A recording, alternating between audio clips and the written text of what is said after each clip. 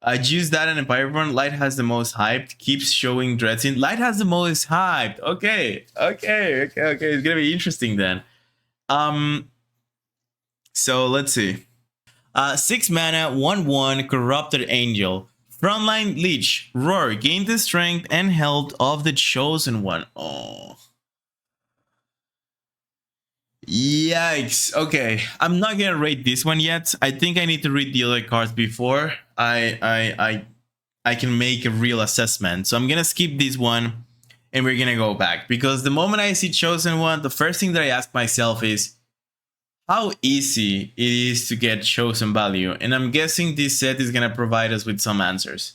I know this card is a token, so I'm not gonna rate it. I mean, it's just a token. Oracle's Offering. Stolas, pull the top 2 spells of your boy to your hand.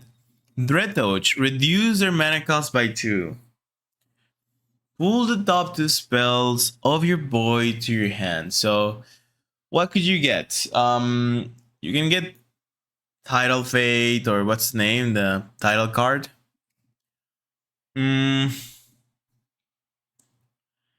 mean, this is basically for control because it's too expensive for any aggro deck. Searchlight doesn't go to the graveyard.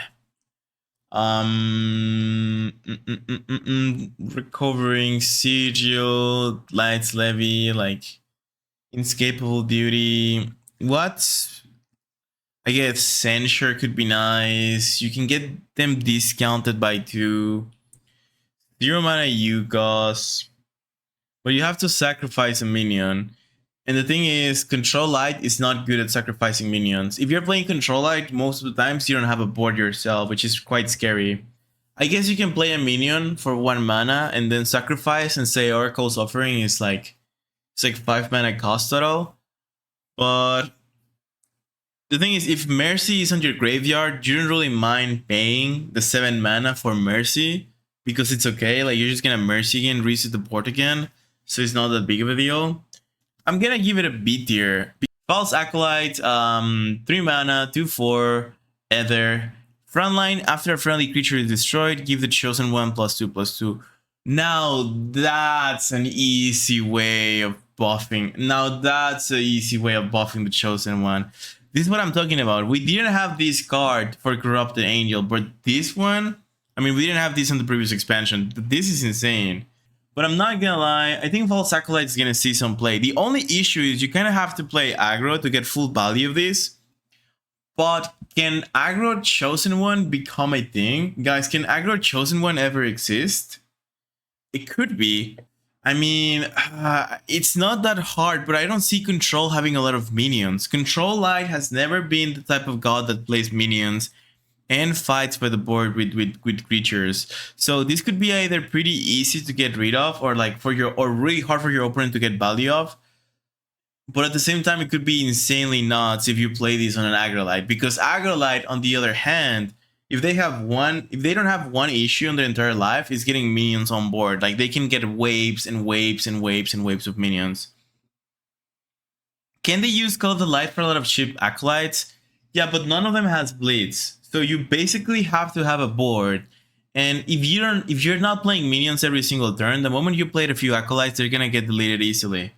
It's like getting a 5 mana Silas March, something nuts. I could see these in combos with Oracle's Offering. It could be nice. All creatures in Light is huge. All these are Ethers, by the way. I mean, I guess Light has a few Ether synergies, but nothing too crazy. I mean, this is Ether, this is Ether. Ether have never gotten like any crazy synergies, if you ask me. I'm gonna say False Acolyte for the time being. I'm just gonna give it a B again, because I can't really think of something that's gonna be insanely nuts with this off the bat right now.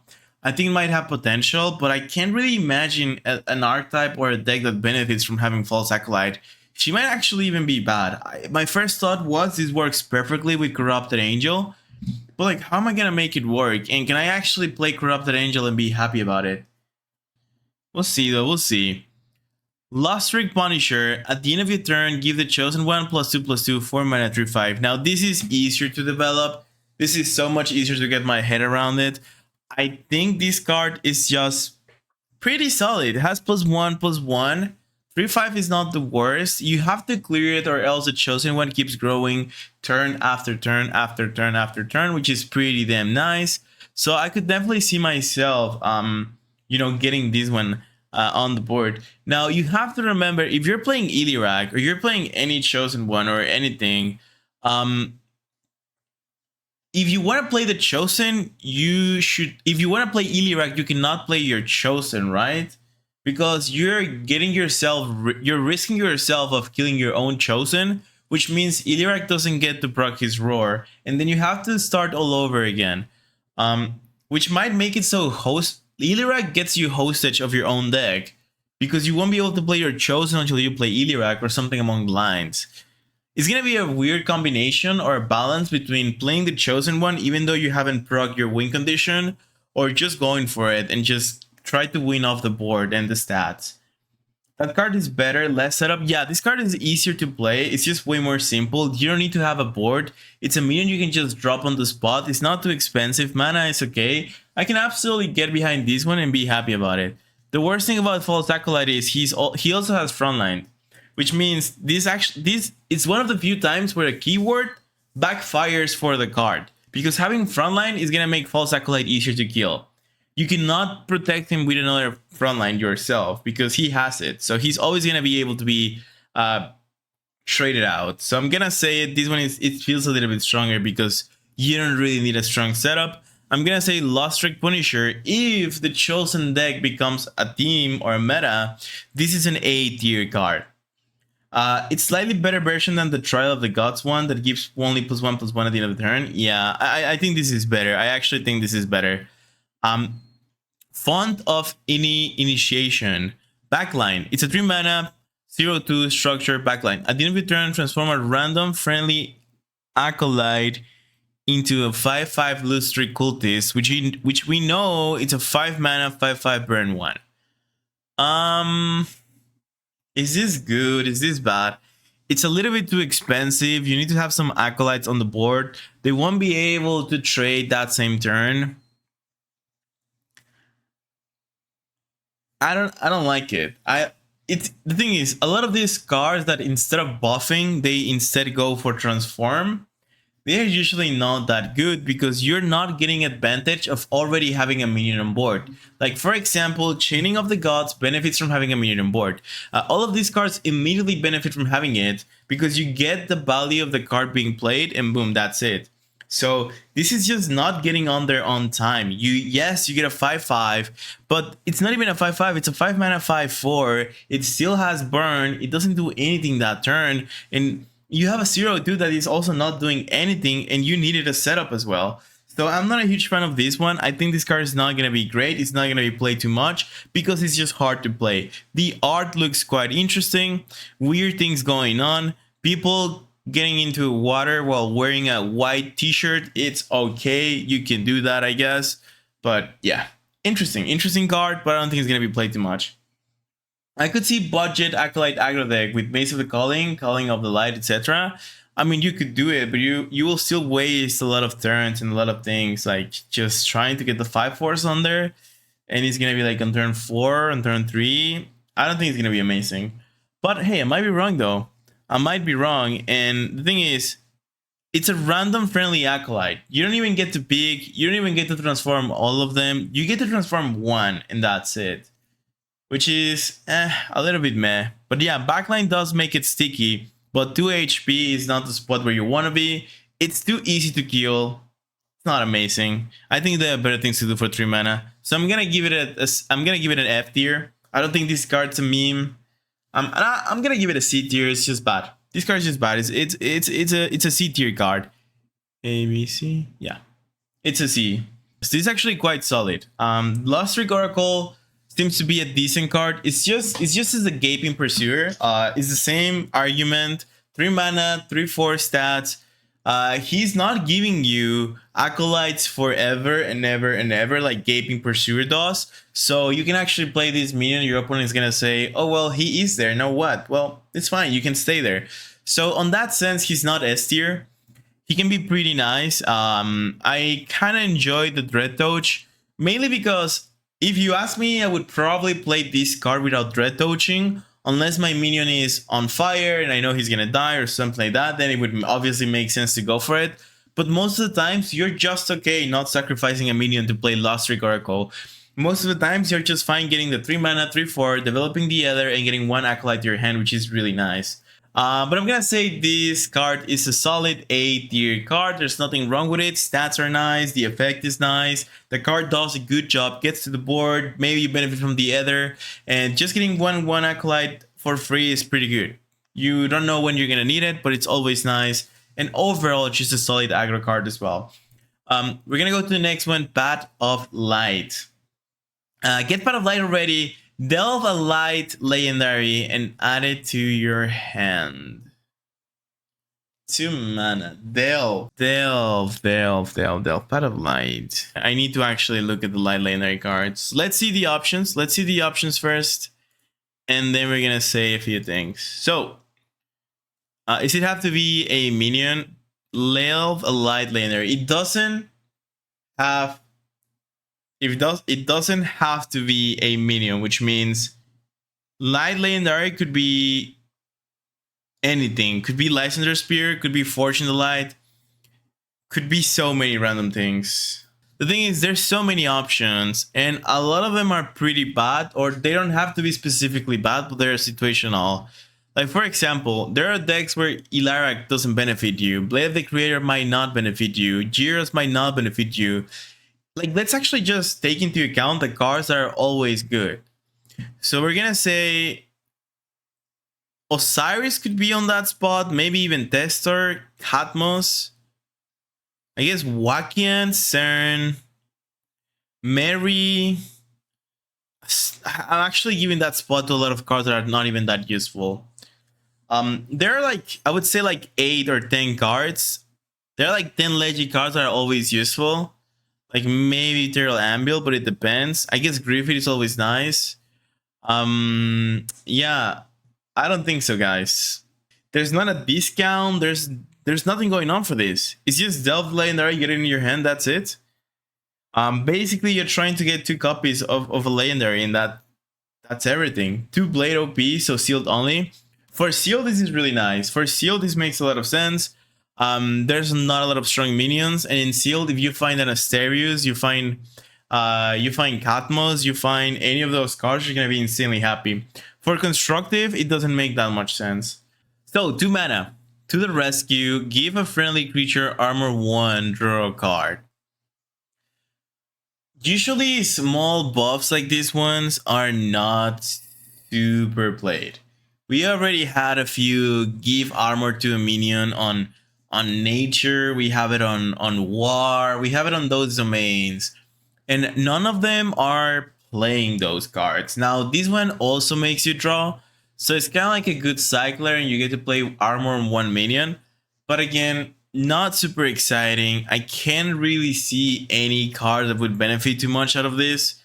It just doesn't seem to be any, and with all the amount of freaking clears that is getting and how much pressure they can get, I truly don't believe you have time to just pay 2 mana and give armor 1 to a minion. You better running a 1 mana cycle. Yeah, you're gonna be much happier just playing 1 title and actually getting what you need. Like delve a card, get a discount, everything you want in life. The rescue is a worse version of that, and the armor is so situational. Again, even if you're playing aggro, this seems to be like a waste of time. You would rather draw a minion. And if you're playing control, you would rather play something better because you probably don't have minions on board. So To the Rescue is an F tier, C tier card. It's just not playable, and I don't think it's going to be playable, so pretty bad. Let's go to the next one. 8 mana, 6/9 Ether. You know the guy, you know the stats, you know the name. Teriel, Lord of Luster. It seems he already got used to being a dark guy, and he's got accustomed to it, and now he's feeling okay because he doesn't look as the destroyer he used to be. He's looking more human. Roar, summon Lustry Cultist until your board is full. Each Lustry Cultist randomly gains either Blitz, Frontline, or Ward. So now we know Lustry Cultists are 5/5s with burn 1, 8 mana Ether. you're getting 5 minions. Let's say it's 5-4 stats. Let's just not overcomplicate things. 5 minions, 5-4. So you're getting 25-20 on stats on the minions alone. And then we can add Daryl, and it's 31-29. 31-29. And you get Blitz, Frontline, or Ward. So if you're dying and you play decent turn 8, if you get Blitz or Frontline, it's probably keeping you alive, which is really nasty. The only question is, can we actually get to 8 mana? Can you reduce him? Can we reduce Stereo Lord of Luster? I don't think Light can reduce Stereo Lord of Luster. They don't have any option to do so. He is getting a pretty sick board. The only issue is getting to 8 mana. And I'm gonna be honest with you, from the cards that we reviewed from the Dead Domain, is it really gonna be easy to get there, guys? Do you really think it's gonna be possible to reach 8 mana without any form of discount? And let me remind you, if Arandion is still a thing, Mage ramps. So don't you ever think you're gonna be playing these before Mage gets to 8 mana and gets the Arandion on there. It's not gonna happen. So also, the worst thing that could happen to you is Stereo getting chosen. Because if Stereo is chosen, you're never gonna be able to play your chosen through the entire game. So you're playing the chosen archetype, you're kinda happier if Stereo is not on the list. Like, you wanna make sure whatever gets chosen, it's a playable card. And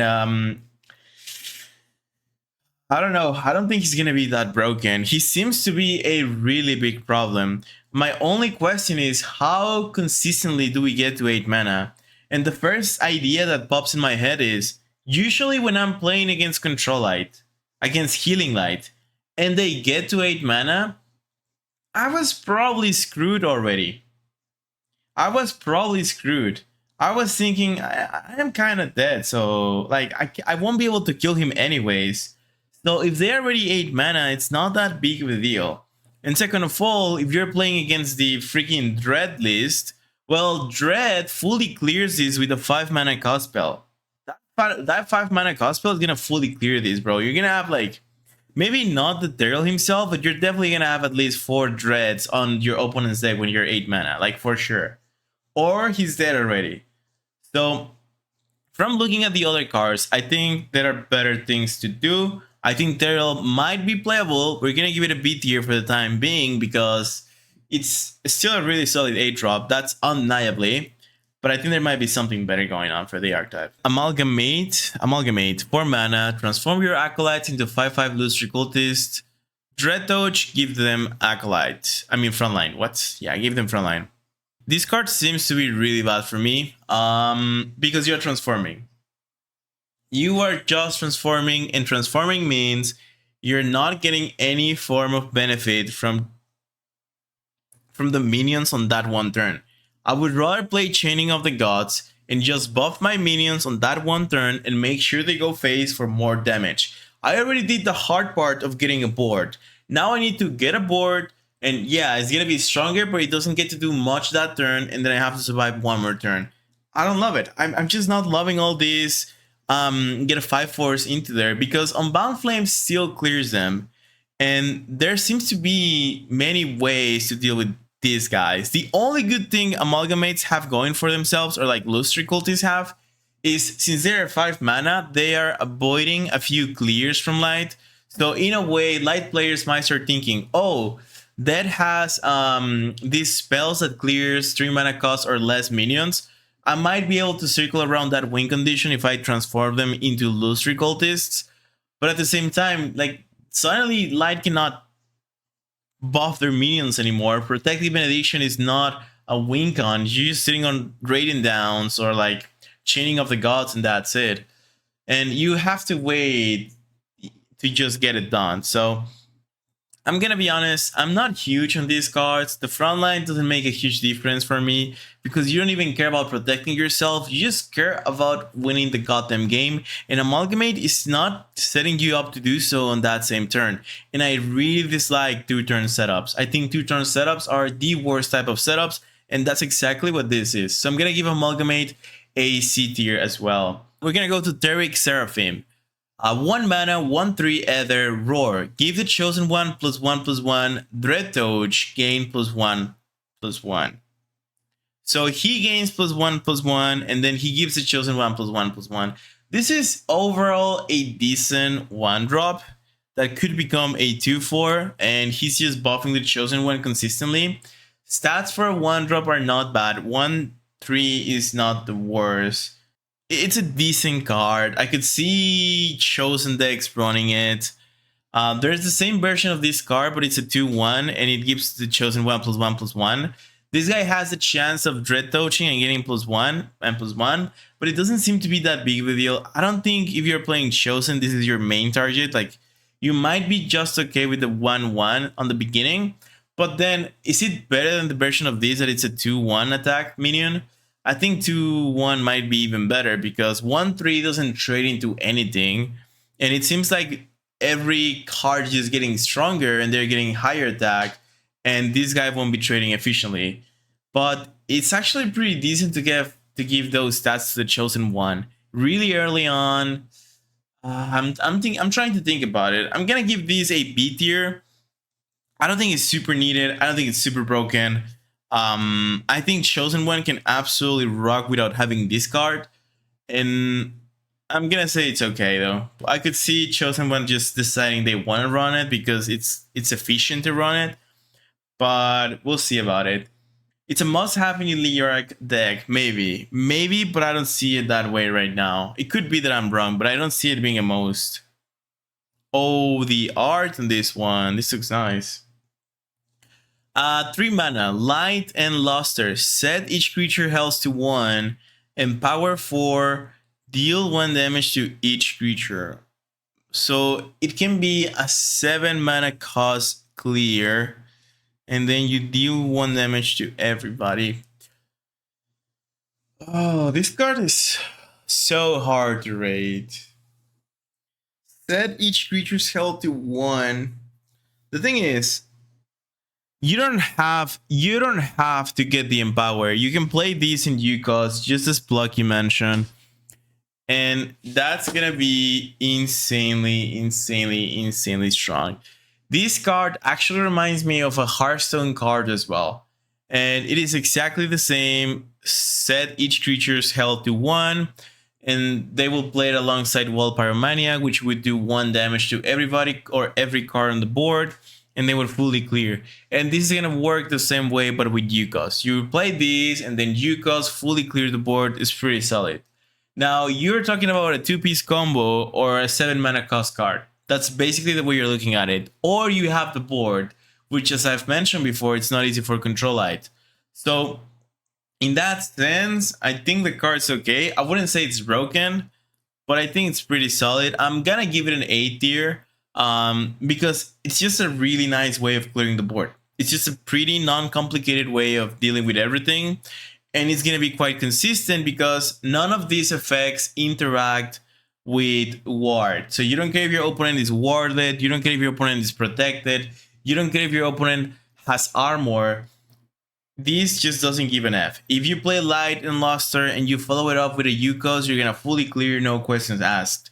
And because Light has Tidal on their archetype, it's gonna be much easier for them to find whatever resource or spell they're lacking to pull off the combo. So I think this card might be really strong. It's a really solid way of clearing the board. And yeah, I mean, I think this is really nice. I'm gonna give it an A tier though. Next card is 3 mana, spell Black Sheep. Draw 2 creatures with strength 2 or less. Red Touch, give them +2/+2. It's a draw. Like, Agrolite could definitely benefit from this, but I could also see like Agrolite not giving an F about the +2/+2 from the Red Touch. It's kind of complicated. I'm actually not sure if this is good or bad. I am intended to say it's bad. It's a 3 mana draw 2, so you can see it as a cram. 3 mana draw 2, basically a cram. And if you sacrifice a minion, you buff your minions for 2/2, which is not bad. That buff might be pretty good. If you get that buff on a Bexing B card, you're in heaven. That's an insanely naughty B card, and it feels really nice. But I can also just see it being so useless. It's like the Oli War draw without the drive restriction. Yeah, but the Oli War buffs the whole hand. These buffs 2 cards. But yeah, I mean, it's still pretty decent, right? Oli War gets played. Why wouldn't these get played? I'm gonna say this is B tier. I think it's gonna get played. I don't think it's gonna be on every deck. It seems to be good. I could see people playing it, getting benefits out of it, but I'm just not super excited about the card. And also, I don't like sacrificing when I'm playing aggro decks myself, because usually every single card you already have on the board is a resource you really want to take advantage of. So I'm gonna say this is B tier. I think it's okay. Might see some play, but it's not that big of a deal. Wolf Recruit doesn't buff the whole hand anymore. Those days were the days. It doesn't. What did Wolf Recruit does anymore? I don't even remember what it does. But nobody's playing Wolf Recruits that much. Does they? Do they? Mm. Well, actually, the other day I faced Wolf Recruits like a million times. Yo, what's up, Notstitch? Nice to see you. 3 mana, 2/5 Ether, Twisted Herald. Frontline. Dreadtouch. Delve a creature from your deck of the same tribe as the sacrifice creature and draw it. So you can sacrifice a minion, you get a 3 mana 2/5 frontline, and then you get to draw a card from the same tribe. I think this card is okay. It's a 3 mana 2/5. If you don't sacrifice anything, like, you're okay with this. It might help light decks find specific cards. I think Twisted Herald has a lot of potential. Twisted Herald has a lot of potential, because you can actually build a deck that plays around this and makes sure you get specific minions every time you play it. And that's really, really strong. You can basically find specific cards every single time, unless they don't have a tribe. So you won't be able to find CERN because he's tribeless. I guess there are a few good cards that are tribeless, but this guy has a lot of potential. I'm gonna give it an A tier rating, mainly because there's one combo deck that is gonna benefit insanely out of this guy. I can already tell Twisted Herald just being an absolutely nuts card to look for specific combo pieces or specific synergies. And now you have a way of finding spells, and now you have a way of finding creatures. You're gonna have a way to find everything when you're playing light. So you're gonna be able to play whatever you want at whatever moment you need, and that's usually a really strong combination, both for spells and minions. So I'm gonna say, because stats are decent, frontline is decent, and the effect is pretty good, this is gonna be an A tier for me. And I'm pretty sure not everybody thinks the same, but yeah. Coronet, yeah, like, now you can find Coronet. Coronet is what, a structure? So if you sacrifice a structure, you're gonna delve Coronet. There you go. Stats are nice. Yeah, I'm just saying, this card has a lot of potential to be broken. I'm telling you guys. I'm gonna give it an A tier for the time being. Maybe it gets nerfed, who knows, but we're gonna keep on looking. Profane Ritualist. 2 mana, 3/2 Ether. Dreadtouch. Transform a random friendly acolyte into 5/5 illusory cultist. I don't have to say this more than once. I hate this mechanic. I'm gonna give it a C tier. It's just what it is. You won't change my mind. I think it's bad, and I think it's gonna stay bad. At least that's what I think. Procession. Big one. Summon 3/2 acolytes. Transform friendly acolytes into 5/5 illusory cultists. Dreadtouch. Do both. So,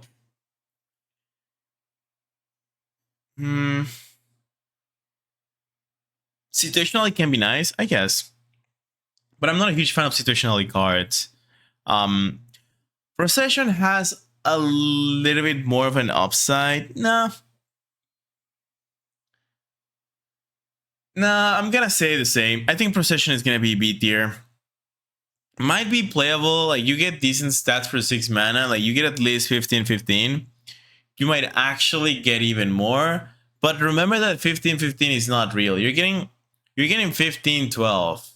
And that's a big difference. And my biggest issue is, if Unbound Flames can clear it, then I'm not loving it anymore. There's a card in Magic like it, transforms into creature with 2 mana or more. You make trade and turn weak minion into brand new stronger minion. it can work, but like these cards are light only, right? So how could you? Could we play at 5 mana with title? I guess if you play it at 5 mana, you can be really, really happy. I think they're really trying to push this Lost Streak concept into us. But I think Lost Streak is going to be a miss. I think Lost Streak is going to be a miss on the meta. I think Agrolite's still pretty solid. And I just don't see myself. Like if I gotta go for Chosen or I gotta go for this, I'd rather be sitting on the Chosen mechanic of things.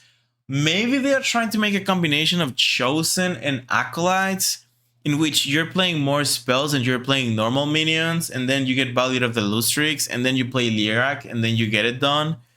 Maybe I could be that I'm just getting the whole archetype wrong, but I don't like it. I'll be honest, I don't like it. Cool. Yeah, but I mean, I'm gonna say it's a B tier. I think even for the setup with title, the same thing could be said about Celos March. And I guess it's a little bit stronger than Celos. This is better at finishing games, but Celos is more of a sticky minions on the board. So it's really tough to say, but Celos is 7 mana, which makes it quite complicated to play. And even when you get a discount that you have to wait to 6 mana, which is 2 more turns, 5 is a really big of a difference because you can play it from turn 4, which is when title gets mana surge. I'm gonna say it's maybe A tier. No, it's probably B tier still. I'm not gonna move on from B tier. 5 mana, 4/6, Blasphemous Prophet. Frontline Dread Doge, give the chosen one +2/+2 and bleeds. I like this one. It's a pretty solid 5 mana. You get the +2/+2. Although you have to sacrifice a minion, and the frontline is not huge. Actually, the more I read it, the less I like it. I think there's not a lot of cards that give bleeds to the chosen one, which might make it worth it. Chosen one cannot get overkill, so it's not like you can go crazy with overkill trade. I don't think there's a single light card that gives overkill to your minion. So that's not gonna happen, so you're just gonna have a really strong minion to trade with, which most of the time is gonna trade it to something that is not even that big of a deal. I'm gonna say Blasphemous Prophet. It is also, yet again, another B tier card. Again, I'm not super interested. Blitz might be good, but only if we get overkill on Chosen One. If we don't get that, it's just not great. If we have a single way of getting overkill on the Chosen One, I'm gonna say this might be A tier. But since we cannot, this is B, maybe C tier as well. I don't like Chosen One anymore. Too much Obliterate, Transform, Void, Hate, Trickery. Well, the thing is, Chosen One is just, it's just on there. It's just on there to get value for you. But I guess you're right. There's so many ways to actually get rid of Iliarak that maybe it's not amazing. We'll see though. Bearer of Change. 4 mana, 4/5, Ether. Roar. Give an enemy creature order +3. If the chosen one has 10 or more health, obliterate that creature instead. This one has a lot of potential. If chosen one ever becomes a thing, this card has to be a must include. Yet again, this is what I was talking about. Sitting on these cards makes your chosen one a hostage of your own mechanics. Because if you play the chosen one and he gets killed, suddenly Beater of Change or Iliarak feel bad to be on your hand because you won't be able to proc them anymore. So I'm just getting a little bit scared because of this. I do think this card, if chosen it's a thing, is going to be really, really strong. This is an Elden Ring crossover card. Honestly, a lot of these feels like Dark Souls, Elden Ring, you know, that whole genre. And I like it. I think those are really damn nice. Procession is basically a boss from Dark Souls. I can't remember, like, I remember it perfectly, man. Don't try to lie to me. But yeah, I'm gonna say Beer of Change is a good card. I'm gonna give it a B tier. It's not crazy enough to be an A tier. If Iliarak is a solid deck and people are playing Iliarak, Beer of Change is gonna be A tier for sure. It's gonna be super strong. It's gonna be needed on every deck because the effect is really damn nice. But if not, I mean, I'm just gonna say it. He's not that great, and that's it. Look at the symbol on the background. Oh, you're right. We're right. It truly resembles. It might be even the same. 2 mana, Fist of Dread. Deal the chosen one strength as damage to a creature. Okay, so you get 2 really nice clears. Feast of Dread kind of follows the same idea behind Beer of Change. you're gonna get a really strong clear. You're basically getting like a line strike that can be targetable because you're always gonna get a lot of damage on your chosen one. So feast seems to be really nice.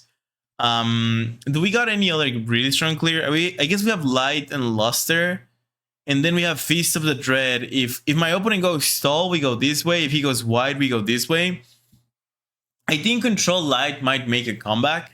I think healing light might still be a thing. Like I can see my opponents just sitting on, like light's getting a lot of tools. What was Prophet's rating? Prophet was C tier, maybe B tier. It depends.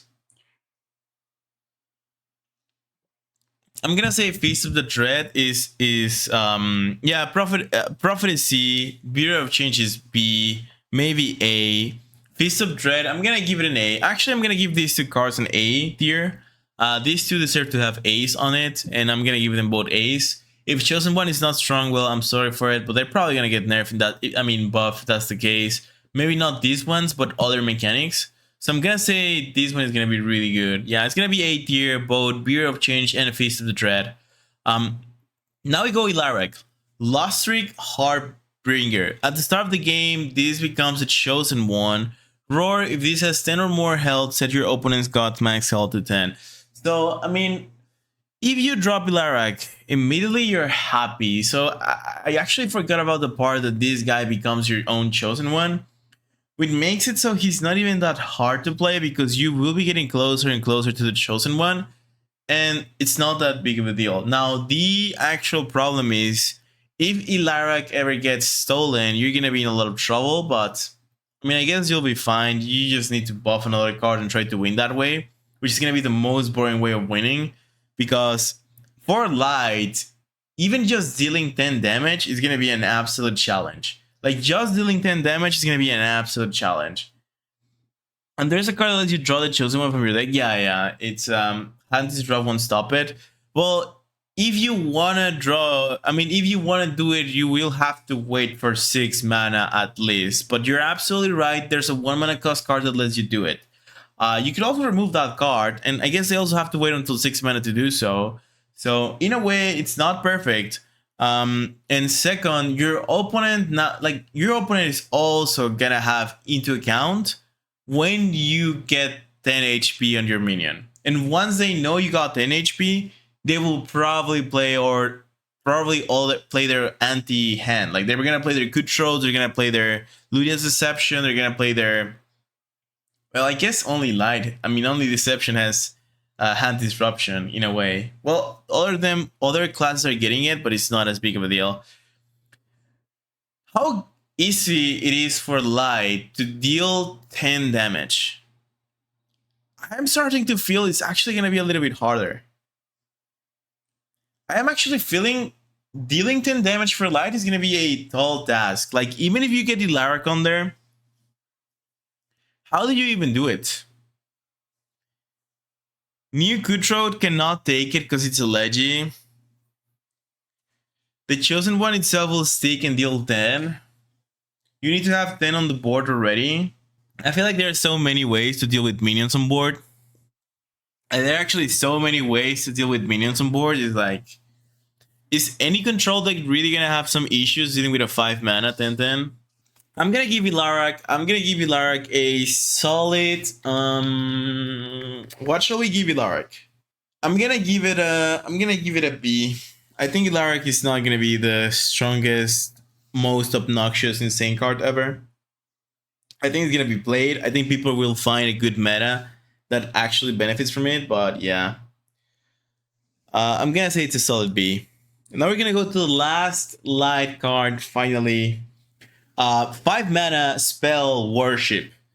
For each enemy creature summon a 2/2 acolyte to attack that creature, Dread Touch, give the acolytes protected first. I like this card quite a lot. I think this card is really, really, really nice. I think it's gonna be really hard to get the Dread Touch, but this is just really nasty. This is actually really, really nasty. This card just feels good on every spot. I don't mind it. I know control matters. I know control won't really care about worship that much because usually when they drop a minion, it's a big minion and that's it. But for any aggro deck you ever play, you're gonna be super happy about having these because they won't care about hidden, they won't care about ward, they would go through a lot of minion special conditions like ward hidden, and that's really solid. And yeah, overall pretty good. Nice combat card. I like it as well. I think this is pretty nice. I think the Dread Touch condition is gonna be really hard to get going, but it's gonna be useful card nonetheless. And it's definitely more suitable for control. But I think it's gonna be playable for sure. So I'm gonna say Warship is an A tier card. I like it a lot. I think this is gonna be pretty nice. And there you go. We have finished Rating Light. Well, that was easy.